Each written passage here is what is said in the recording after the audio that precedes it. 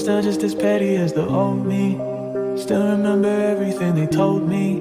So tell these motherfuckers they could blow me slowly. You know me.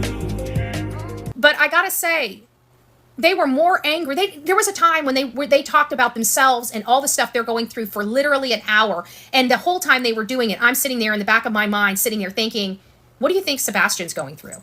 What do you think Sebastian's going through? They didn't even care. They didn't care where he was. They didn't care what he could be going through. They didn't care if he was locked in a dungeon. They didn't care if he was being abused, essayed, or otherwise. They were more concerned about the horrible things being said about them on social media. People aren't even reaching out to them. They're watching this stuff themselves and getting upset about people's opinions of them. And literally went an entire hour complaining about poor me, poor me, poor me, poor me, and never even mentioned Sebastian's name, not one single time in an hour of all of their complaining about the stuff they're going through. Boo-hoo. Because they already know the answer. I believe that. I do believe that, Heather. I'm sorry, but I do.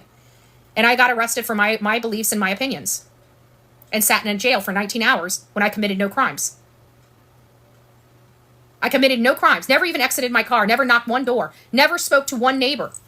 Stayed on public property the whole entire time. I literally filmed a daylight view and a nighttime view, and I got out of Dodge.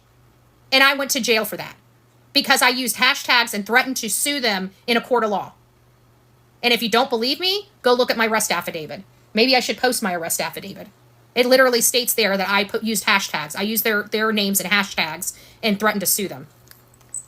And are you still talking about it? Yeah, I'm still talking about it. They're not going to take my voice away. They can throw me in jail the rest of my life. I guarantee there's going to be some First Amendment people that come and appeal whatever, but there's not even going to have to get that way. I'm going back to court October 10th. This stuff is going to be shut down, and it's going to be done and over with. And when it's done and over with, I'm going to be covering the other case. What was the other case in Gallatin? Of the corruption, the boy that his father was with him. The whole family believes the father had something to do with him. He was pinned under his truck, yet he has no road rash and no burns from under his hot truck being drug 60 or 70 feet. I call BS. Grant Solomon's case. I'm gonna be working Grant Solomon's case as well as Sebastian Rogers' case as soon as October 10th is done and over with. And when I have my vindication, you all can kiss my white-breaded butt that sit here and supported me going to jail when I committed no crimes. Disgusting. I hope you have the same exact experience, and I have no problem whatsoever making sure somebody experiences what I experienced. I'm that kind of person. An eye for an eye and a tooth for a tooth.